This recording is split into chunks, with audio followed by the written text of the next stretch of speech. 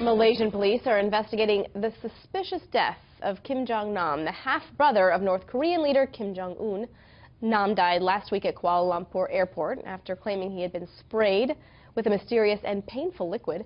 Now police have at least 4 suspects in custody, and they're on the hunt for several more. Let's bring in Michael Oslin, an expert in Asian studies at the American Enterprise Institute and the author of The End of the Asian Century. Michael, thank you so much for joining us. I appreciate it. Thanks for having me. I want to talk to you a little bit about the investigation. I want to go straight into why and also the timing of this. And I think people may be confused as to why he was getting protection from China and how that all plays in. Well, it goes back to the transition between Kim Jong-il, the former dictator, and Kim Jong-un, the new ruler and dictator of North Korea. You know, he had 2 other brothers who could have gone to the top, who could have succeeded Kim Jong-il. And so the fears, of course, were that there was going to be a power battle among them.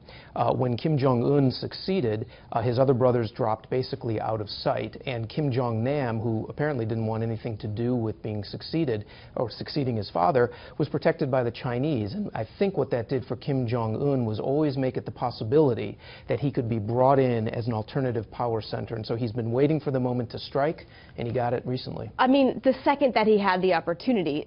But it seems as if it was fairly well thought out. This was would you agree with that as far as the investigation is concerned? It certainly appears to be. Now, as far as what people can tell, the autopsy, as you mentioned, they had done one, and they're doing a second one. So what do we know right now? Well, we know very little. What's clear is that they spent, as you put it, Elizabeth, they've spent a ton of time planning this and waiting for the moment when they could put it into play. They obviously have developed the North Koreans, right? They've developed a poison. They were tracking his movements. They had people ready to go that they could insert into a third country, Malaysia. So this is something that anyone who might be perceived as a potential opponent of Kim Jong-un has to be looking over their shoulders all the time. We have 4 people who they have in custody. No charges yet. You suspect that there'll be more because this seems like a very well thought out plot. I want to talk, if we have time, about the fallout. What does this mean? You know, I understand that North Korea wants his body back. Malaysia's not obviously giving that because they still have another autopsy. But the fallout from this could be huge.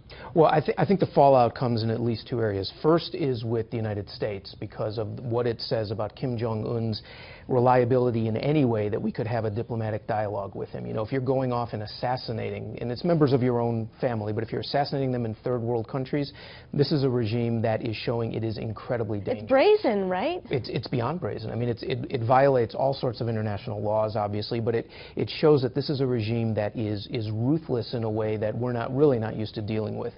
Second, I would say, is the impact on China, right? China has seen its impact, has seen its influence reduced.